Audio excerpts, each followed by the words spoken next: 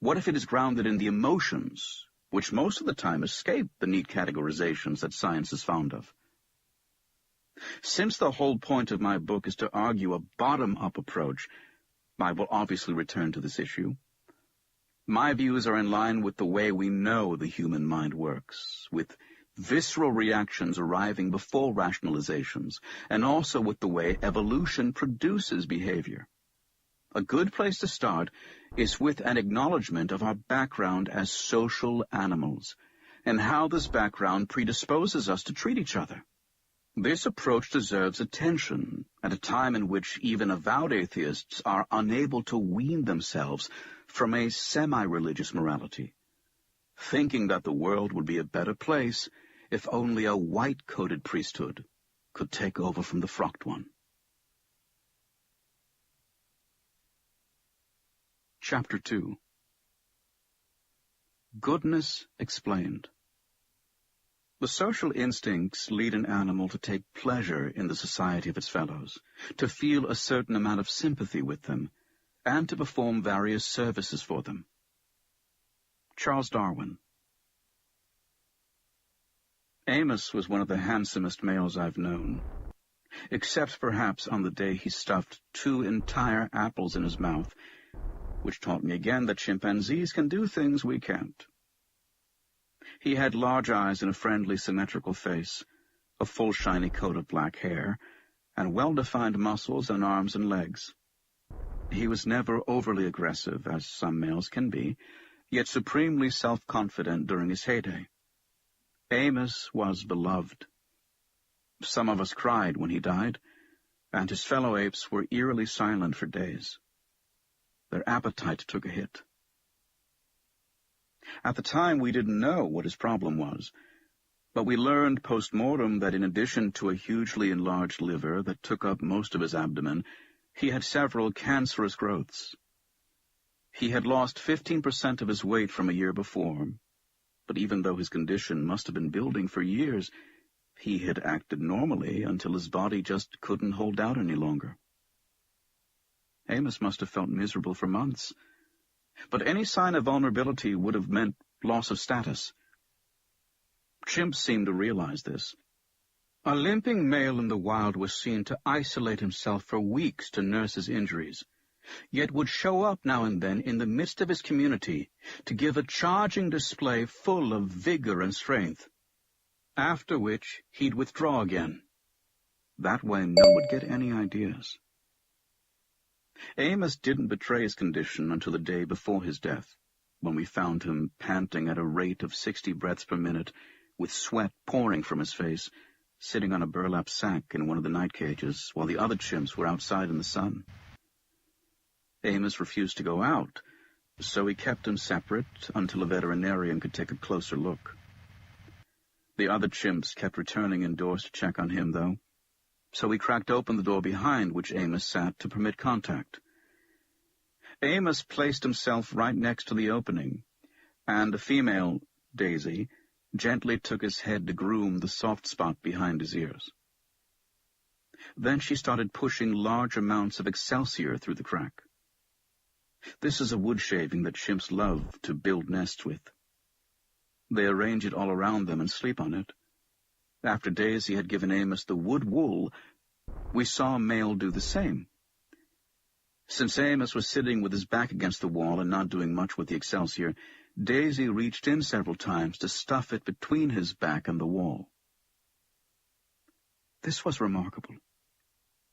Didn't it suggest that Daisy realized that Amos must be uncomfortable, and that he would be better off leaning against something soft, similar to the way we arrange pillows behind a patient in the hospital? Daisy probably extrapolated from how she feels leaning against excelsior, and indeed she is known among us as an excelsior maniac. Instead of sharing the stuff, she normally hogs it. I am convinced that apes take the perspective of others, especially when it comes to friends in trouble.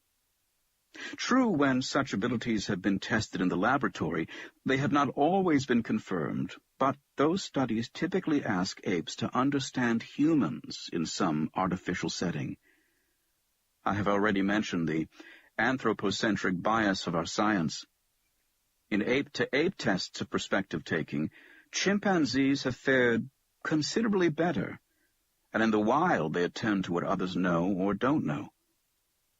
We shouldn't be surprised, therefore, that Daisy seemed to grasp Amos's situation. The next day, Amos was put to sleep. There was no hope for survival, only the certainty of more pain. The incident illustrated two contrasting sides of primate social life. First, primates live in a cutthroat world, which forces a male to conceal physical impairment for as long as possible in order to keep up a tough facade. But second, they are part of a tight community in which they count on affection and assistance from others, including non-relatives. Such dualities are hard to grasp.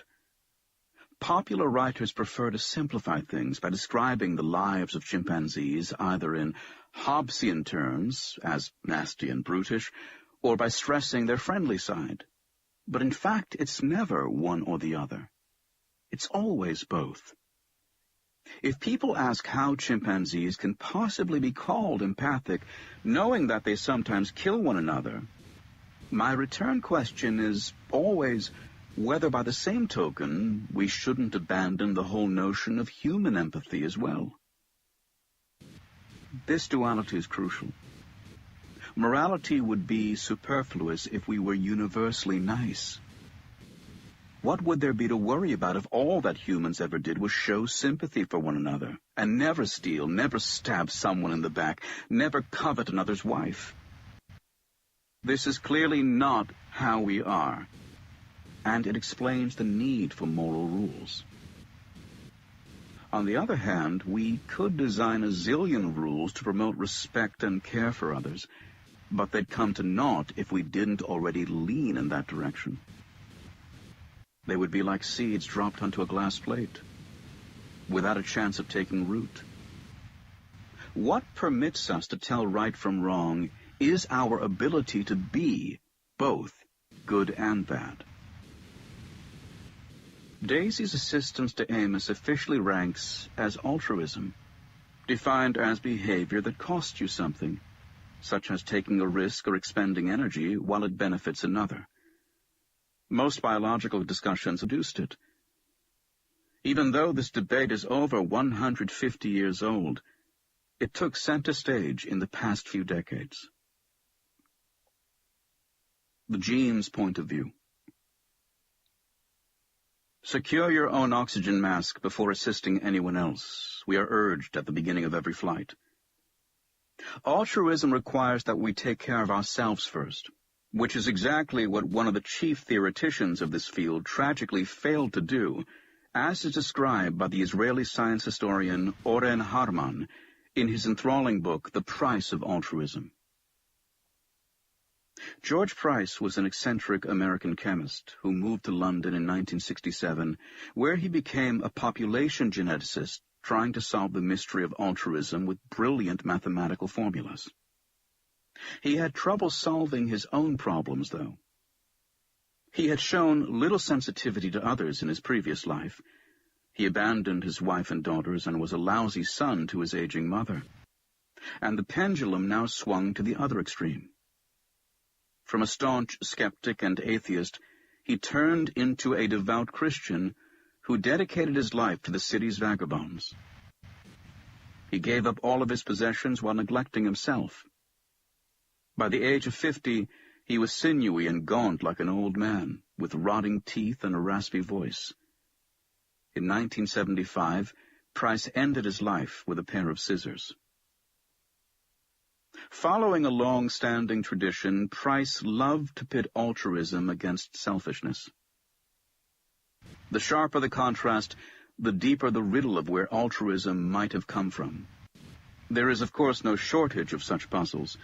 Defending their hive, honeybees die shortly after having stung intruders.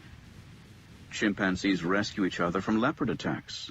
Squirrels give alarm calls that warn others of danger. Elephants try to lift up fallen comrades. But why would any animal act on behalf of another? Isn't this against the laws of nature? Science worked on, debated, and bickered behavioral biology and evolutionary psychology. Apart from the drama of Price's life and death, there was no lack of momentous events and personal encounters, such as the sublime irony that John Maynard Smith, a famous British evolutionary biologist, brought the even more famous J.B.S. Haldane on his deathbed a book that claimed that birds prevent overpopulation by curtailing their own reproduction. For a biologist, this would count as altruism, since it would permit others to reproduce at a cost to oneself.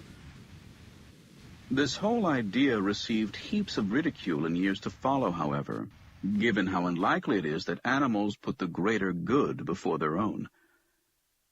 Haldane immediately saw the problem, telling his visitors with a mischievous smile, "Well, there are these blackcock, you see, and the males are all strutting around, and every so often a female comes along, and one of them mates with her. And they've got this stick, and every time they mate with a female, they cut a little notch in it. And when they've cut 12 notches, if another female comes along, they say, 'Now, ladies, enough is enough.'"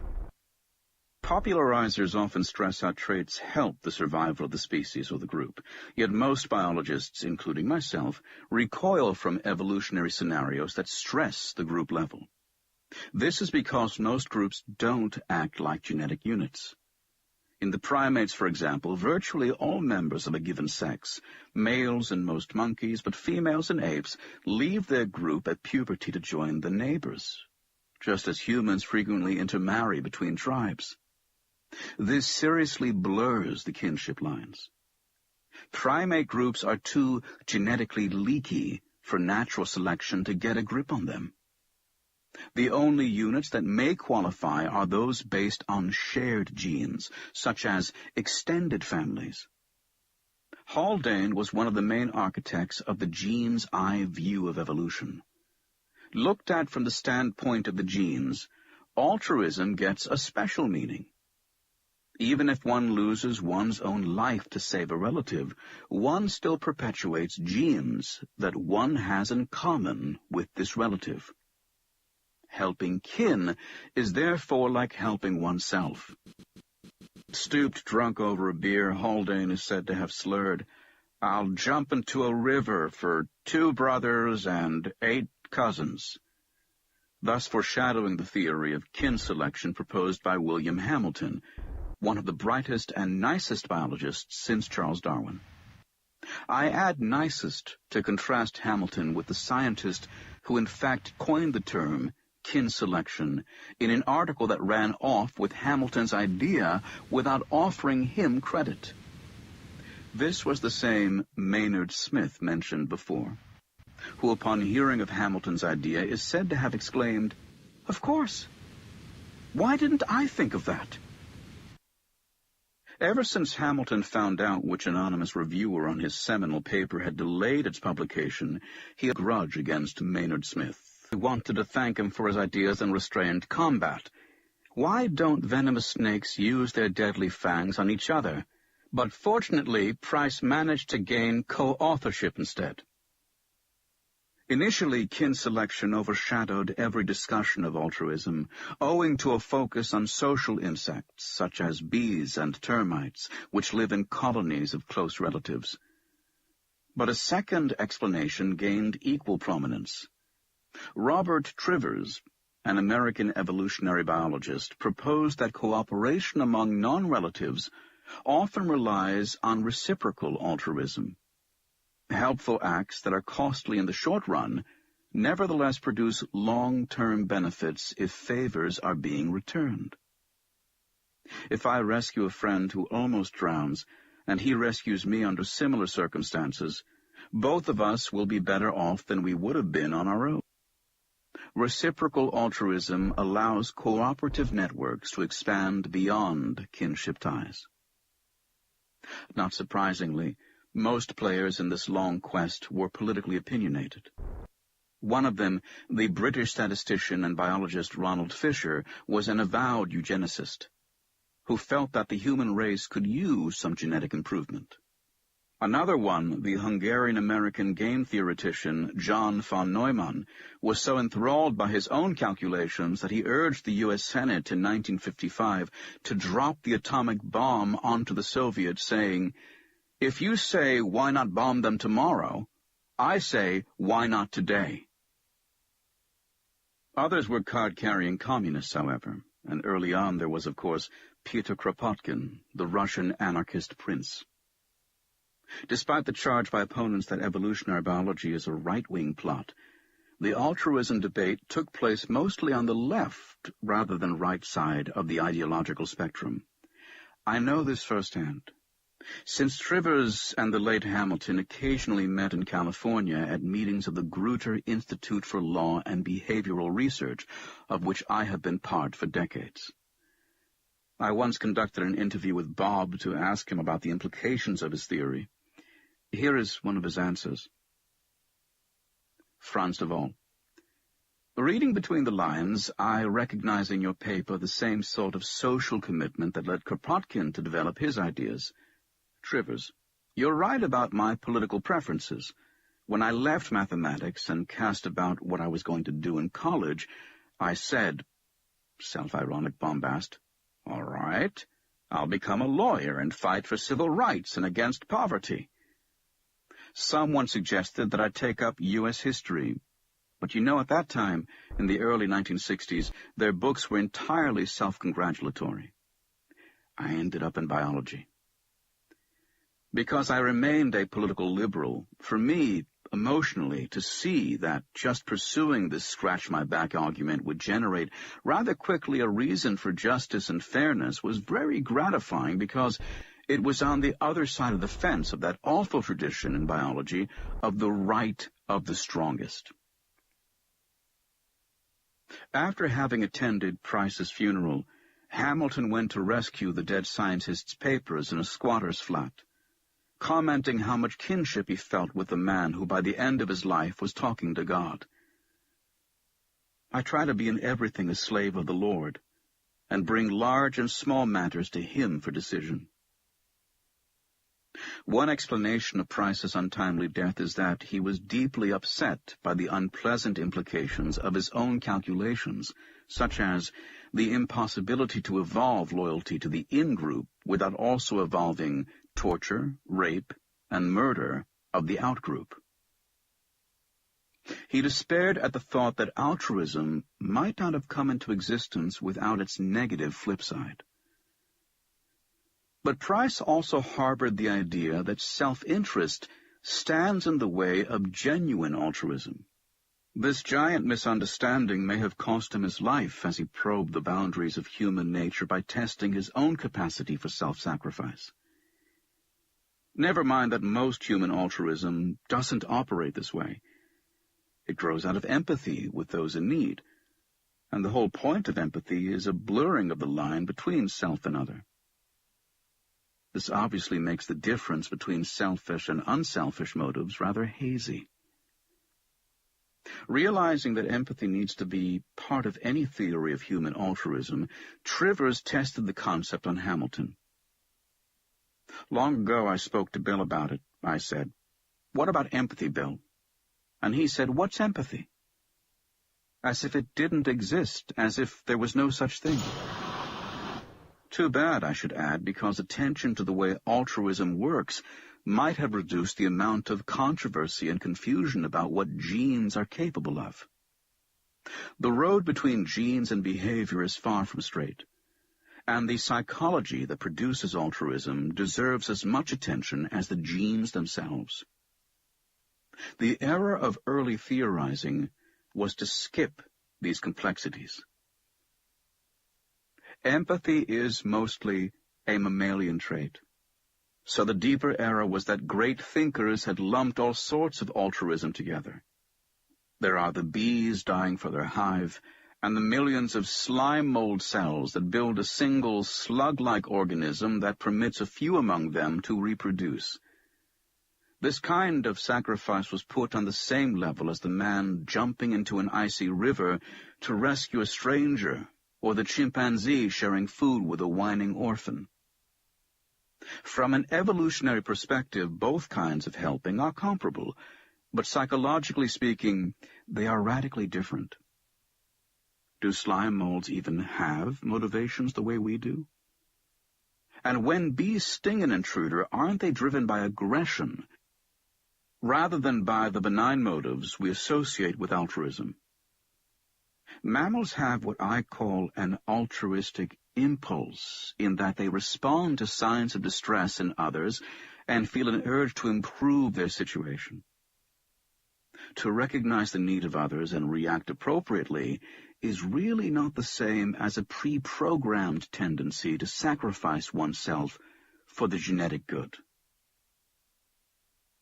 With the increasing popularity of the gene's eye view, however, these distinctions were overlooked. This led to a cynical outlook on human and animal nature. The altruistic impulse was downplayed, ridiculed even, and morality was taken off the table entirely. We were only slightly better than social insects. Human kindness was seen as a charade, and morality as a thin veneer over a cauldron of nasty tendencies. This outlook, which I have dubbed veneer theory, can be traced back to Thomas Henry Huxley, also known as Darwin's bulldog. The bulldog's cul-de-sac. Darwin being defended by Huxley is a bit like Albert Einstein being defended by me. For the life of me, I can't grasp the theory of relativity. I'm just not mathematically inclined enough, even though I can follow the speeding train example and other simplifications for dummies. All that Einstein could possibly expect from me is an arm-waving story about how I think he had a great idea that superseded Isaac Newton's mechanistic notions. Not much help, of course, but not unlike what happened to Darwin when Huxley took up his cause.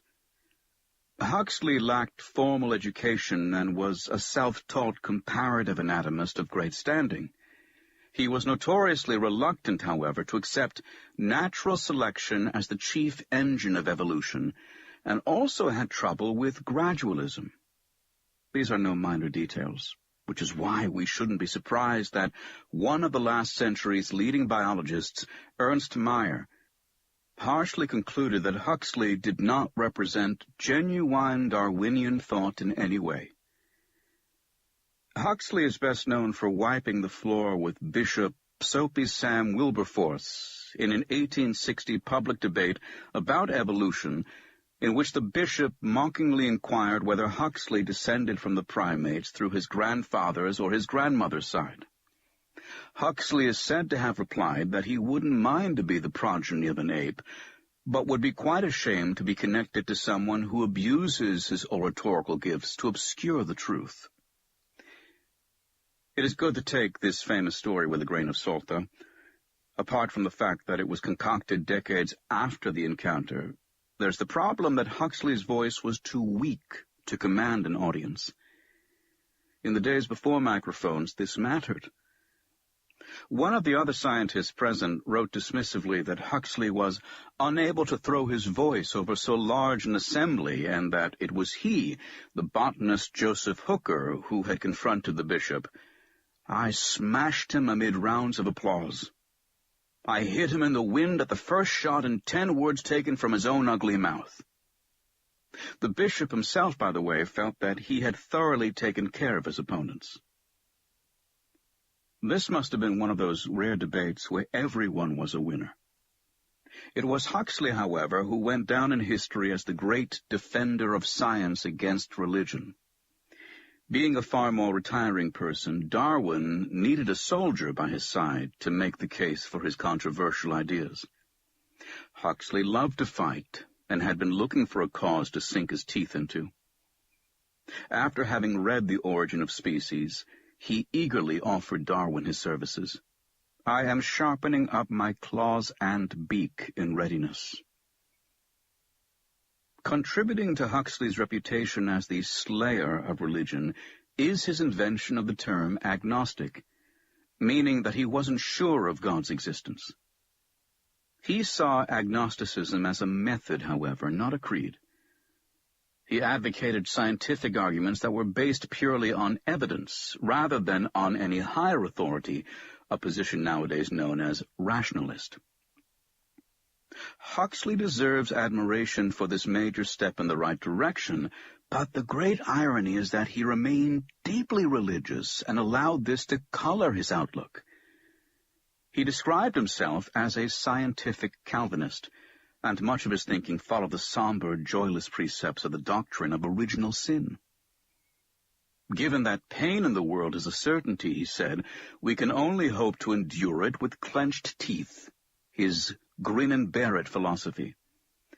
Nature lacks the capacity of producing any good, or in Huxley's own words, the doctrines of predestination, of original sin, of the innate depravity of man and the evil fate of the greater part of the race, of the primacy of Satan in this world, of the essential vileness of matter, of a malevolent demiurgus subordinate to a benevolent Almighty, who has only lately revealed himself, faulty as they are, appear to me to be vastly nearer the truth than the liberal popular illusions that babies are all born good. The primacy of Satan? Does this sound like an agnostic? A book entitled Lay Sermons allowed Huxley to compete with sermons from the pulpit. He adopted such a preachy tone that his critics called him self-righteous and full of puritanical convictions. Huxley's religious attitudes, hidden underneath a desire for objective truth, explain why he developed the near theory and its bleak assessment of human nature. He saw human ethics as a victory over nature, similar to a well-tended garden. The gardener struggles every day to keep his garden from going wild. As Huxley put it, the horticultural process is opposed to the cosmic process. Nature tries to undermine the gardener's efforts by invading his plot with despised weeds, slugs, and other pests ready to choke off the exotic plants he wants to cultivate. The metaphor says it all. Ethics is a uniquely human answer to an unruly, wicked evolutionary process. In his well-known lecture on this topic for a large audience in Oxford in 1893, Huxley summed up his position. The practice of that which is ethically best, what we call goodness or virtue, involves a course of conduct which in all respects is opposed to that which leads to success in the cosmic struggle for existence. Unfortunately, the anatomist gave no hint where humanity might have unearthed the will and strength to defeat its own nature. If we are indeed devoid of natural benevolence, how and why did we decide to become model citizens? And if doing so was to our advantage, as one would hope, why did nature refuse us a helping hand? Why must we perpetually sweat in the garden to keep our immoral impulses at bay? It is a bizarre theory, if that's what we call it, according to which morality is only an evolutionary afterthought, barely capable of concealing the sinners we truly are. Note that this dark idea was entirely Huxley's. I agree with Meyer that it doesn't bear the slightest resemblance to Darwin's thinking. In the words of Huxley's biographer, he was forcing his ethical arc against the Darwinian current which had brought him so far. In the end, Darwin desperately needed a defender against his public defender. He got one in the form of Kropotkin, a first-rate naturalist.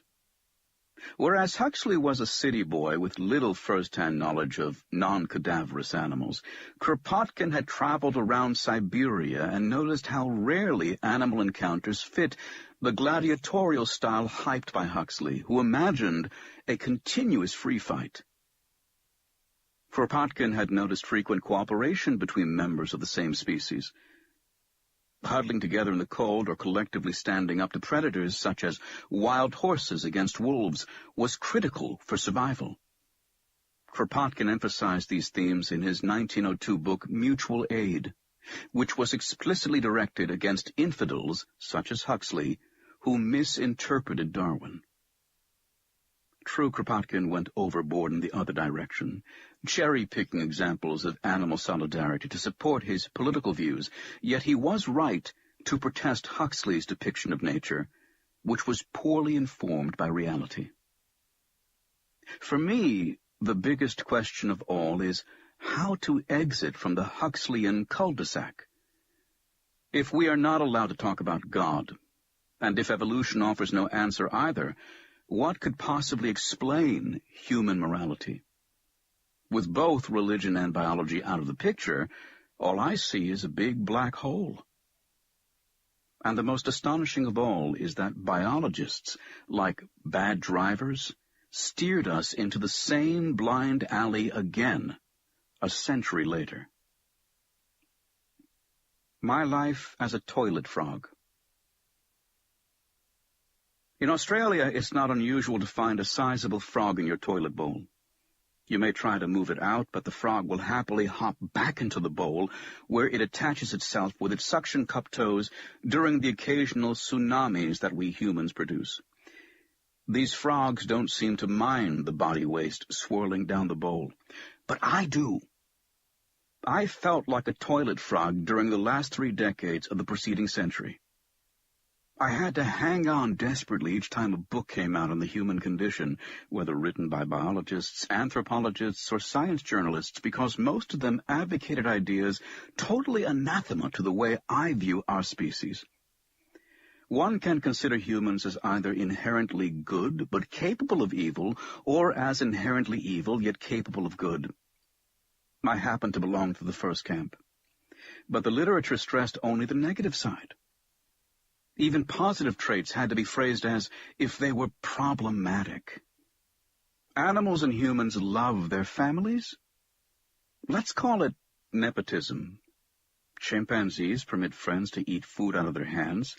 Let's call it pilfering and scrounging. The prevailing tone was full of misgivings about kindness. Here is a characteristic statement cited over and over in this literature. No hint of genuine charity ameliorates our vision of society once sentimentalism has been laid aside. What passes for cooperation turns out to be a mixture of opportunism and exploitation. Given a full chance to act in his own interest, nothing but expediency will restrain a person from brutalizing, from maiming, from murdering his brother, his mate, his parent, or his child. Scratch an altruist and watch a hypocrite bleed. Altruists are just hypocrites for Michael Gesellen, an American biologist so well known for his work on the sea slug that one of its defensive chemicals, Gesellinin, was named after him. But instead of dealing with slugs, the aforementioned statement was about humans. It set the tone for much that followed, as was also reflected 2 decades later in The Moral Animal by the science journalist Robert Wright. The pretense of selflessness is about as much part of human nature as is its frequent absence. And then there is George Williams, the American evolutionary biologist, who took perhaps the most extreme position. Offering a dark assessment of nature's wretchedness, he felt that calling nature amoral or morally indifferent, as Huxley wisely had done, didn't go far enough. He rather accused nature of gross immorality, thus becoming the first, and hopefully last biologist, to infuse the evolutionary process with moral agency. The argument typically ran as follows. 1. Natural selection is a selfish, nasty process. 2. This automatically produces selfish and nasty individuals. And 3. Only romantics with flowers in their hair would think otherwise. Obviously, Darwin was claimed to be on board with the expulsion of morality from the natural domain, as if Darwin would ever have let himself get stuck in Huxley's cul-de-sac. Darwin was too smart for this, as I will explain, which is why the height of absurdity was reached when Richard Dawkins explicitly disavowed Darwin, telling an interviewer in 1997 that in our political and social life we are entitled to throw out Darwinism. I declined to cite more smelly stuff. The only scientist to reach a perfectly logical conclusion, even if I fully disagree, was Francis Collins, head of America's largest federal research agency, the National Institutes of Health. Having read all those books that doubt the evolution of morality and observing that humanity nevertheless possesses a measure of it, Collins saw no way around a supernatural source. The moral law stands out for me as the strongest signpost of God. Naturally, the esteemed geneticist became the laughingstock of the nascent atheist movement. Some claimed he was polluting science with faith, while Dawkins, with characteristic lenience, called him not a bright guy. Never mind the deeper problem, which is that by seriously fumbling the morality question, biologists have left the door wide open for alternative accounts. The whole episode could have been avoided had Collins encountered a more thoughtful evolutionary literature, one taking its lead from Darwin's The Descent of Man. Reading this book, one realizes that there is absolutely no need to throw the old men under the bus. Darwin had no trouble aligning morality with the evolutionary process and recognizing the human capacity for good. Most interesting for me, he saw emotional continuity with other animals. For Huxley, animals were mindless automata, but Darwin wrote an entire book about their emotions, including their capacity for sympathy. One memorable example was how a particular dog would never walk by a basket where a sick friend lay, a cat, without giving her a few licks. Darwin saw this as a sure sign of affection. In his last note to Huxley right before his death, Darwin couldn't resist gently poking fun at his friend's Cartesian bent, hinting that if animals are machines, then humans must be too. I wish to God there were more automata in the world like you. Darwin's writing massively contradicts veneer theory. He speculated, for example, that morality grew straight out of animal social instincts, saying that it would be absurd to speak of these instincts as having been developed from selfishness. Darwin saw the potential for genuine altruism, at least at the psychological level. Like most biologists, he drew a sharp line between the process of natural selection, which indeed has nothing nice about it, and its many products, which cover a wide range of tendencies. He disagreed that a nasty process ipso facto is life evaluating Ludwig van Beethoven's music on the basis of how and where it was composed. The maestro's Viennese apartment was a messy, smelly pigsty strewn with waste and unemptied chamber pots. Of course, no one judges Beethoven's music by it. In the same way, even if genetic evolution proceeds through death and destruction, this doesn't taint the marvels it has produced. That seems an obvious point to make, but once I had done so at length in my 1996 book, Good-Natured, I grew tired of the battle against veneer theory. For 3 long decades, it was greeted with irrational exuberance, no doubt owing to its simplicity. Everyone understood it. Everyone loved it. How could I disagree with something so obvious? But then a curious thing happened. The theory vaporized. Rather than dying from a slow, feverish illness, veneer theory suffered a massive heart attack. I don't quite understand how and why this happened. Perhaps it was Y2K, but by the end of the 20th century, the need to combat Darwin's infidels had quickly evaporated. New data were coming in, first as a trickle, then as a steady stream. Data have this wonderful quality of burying theories. I remember picking up an article in 2001 entitled The Emotional Dog and Its Rational Tale. It was by Jonathan Haidt, an American psychologist, who argued that we arrive at moral decisions through intuitive processes. We hardly think about them. Haidt presented subjects with stories of odd behavior, such as a one-night stand between a brother and sister, which they immediately disapproved of. He then challenged every single reason his subjects could come up with until they ran out of arguments. They might say that incest leads to abnormal offspring, but in Hate's story, the siblings used effective contraception, which took care of this problem. Most of his subjects quickly reached the stage of moral dumbfounding. They stubbornly insisted the behavior was wrong without being able to explain why. Hate concluded that moral decisions come from the gut. Our emotions decide, after which human reason does its best to catch up.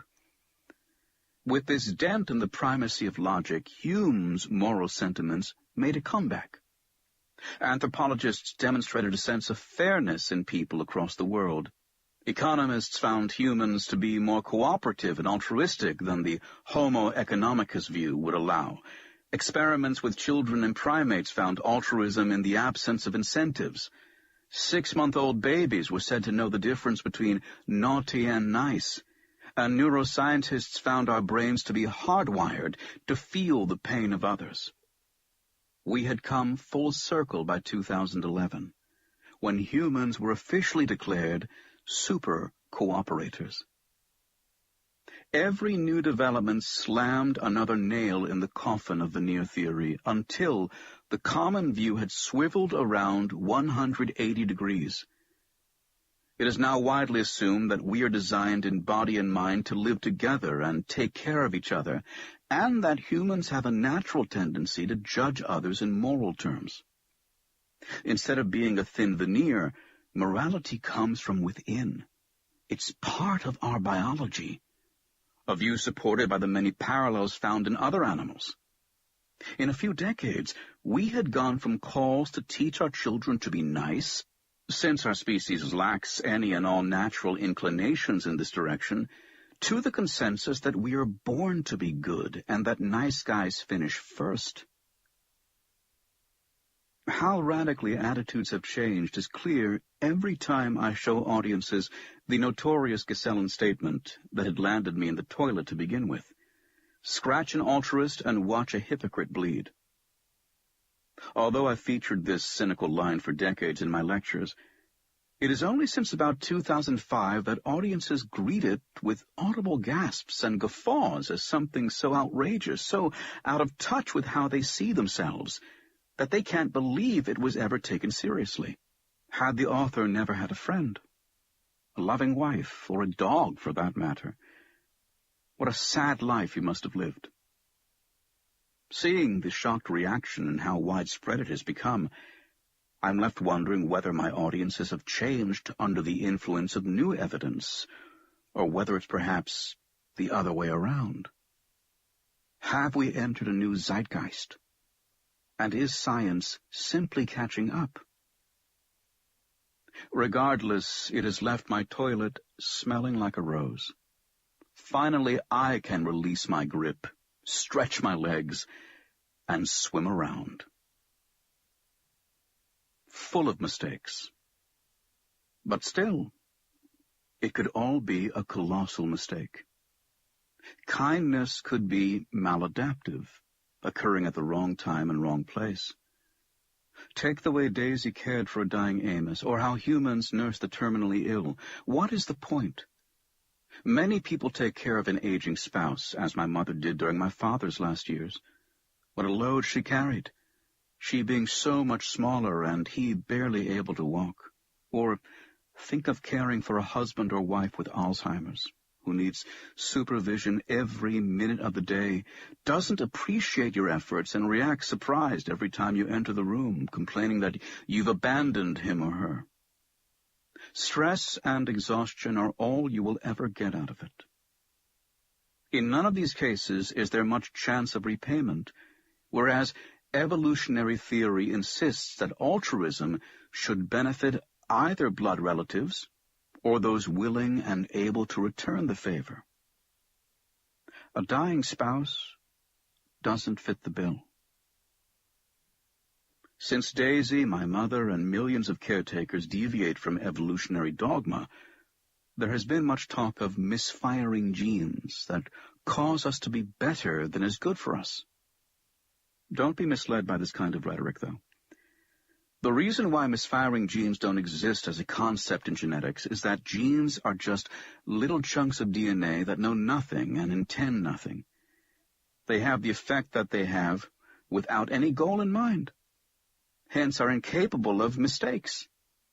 It would be more appropriate to call rampant altruism a glorious accident, but few experts are in a celebratory mood. Their message is rather sour, as if a great theory about the selfish origins of altruism is regrettably spoiled by the facts. They complain that almost everything in modern life is a mistake from the gene's point of view, but never conclude that this makes their theories largely irrelevant. There's the mistake of sending money to faraway places struck by a tsunami or an earthquake. Anonymously donating blood is a mistake. Working in a soup kitchen or shoveling snow for an old lady is a mistake, as is pouring all of our resources into an adopted child. The latter is an incomprehensible multi-year mistake made by thousands of families ignorant of the fact that children who don't share their genes lack any value. Families do the same with pets, providing extraordinary care for animals that lack repayment options. Other common mistakes are warning a stranger of danger, pointing out that someone has left his coat in a restaurant, and picking up a stranded driver. Human life is chock full of mistakes, large and small. The same applies to the lives of other primates. Take Phineas, Amos's father. Not that Amos knew that Phineas was his father. In chimpanzee society, there are no permanent bonds between males and females, so that, in principle, any male might be your father. Phineas had been alpha in earlier years, but when he turned 40, he began to take it easy. He loved to play with juveniles, groom with females, and act as policeman. As soon as he heard a squabble, Phineas would go over to make a big show of force, with all his hair on end, to break it up. He would stand between the contestants until the screaming stopped. This control role is also well documented for wild chimpanzees. Remarkably, males in this role don't take sides. They defend the weaker party, even if the attacker is their best buddy. I have often puzzled over their impartiality, which deviates from so much else that chimpanzees do. By transcending the performer's social biases, the control role truly aims at what's best for the community. Jessica Flack and I demonstrated how much the group benefits from such behavior by temporarily removing males that act as arbiters. The result was a society coming apart at its seams. Aggression increased and reconciliation decreased. Order was restored, however, as soon as we returned the males to their group. This still leaves the question, however, why they do it. What is in it for them? The main idea is that high-ranking males gain respect and popularity by coming up for the underdog. But while this may be a perfectly good strategy for younger males, I have trouble applying it to Phineas. Toward the end of his life, this gentle old guy was clearly over the hill and seemed to have a few ambitions left. Yet, he zealously monitored discord in the group. His push for harmony was to everyone's advantage, except perhaps his own. Are chimpanzees, too, more generous than they should be, according to gene-centric theories? It is quite common for chimps to help unrelated individuals, such as when Washoe, the world's first chimpanzee trained in American Sign Language, heard a female she barely knew scream and hit the water. Racing across 2 electric fences to reach the victim, Washoe dragged her to safety. Another case concerned Tia, a wild female at Fongoli in Senegal, who had lost her infant to poachers. Fortunately, researchers managed to confiscate the baby ape to return it to the group. Jill Pruitt described how Mike, an unrelated adolescent male, who was too young to be the infant's father, picked it up from where the scientists had left it and carried it straight to Tia. He obviously knew to whom the baby belonged and probably also had noticed how much trouble Tia had in moving around after having been mauled by the poacher's dogs. For 2 days, Mike carried the baby during group travel while Tia limped behind. Even the costliest investment of all, the adoption of unrelated young, is not unknown. Not just in females, where one might expect it. But a recent report by Christoph Bosch from Ivory Coast lists at least 10 wild male chimps who, over a period of 3 decades, adopted juveniles who had lost their mothers. In 2012, Disney Nature released its popular movie Chimpanzee, which captured how events. When Oscar's mother suddenly died of natural causes, the camera crew happened to be at the right place at the right time. It stayed around even though the prospects for little Oscar looked bleak.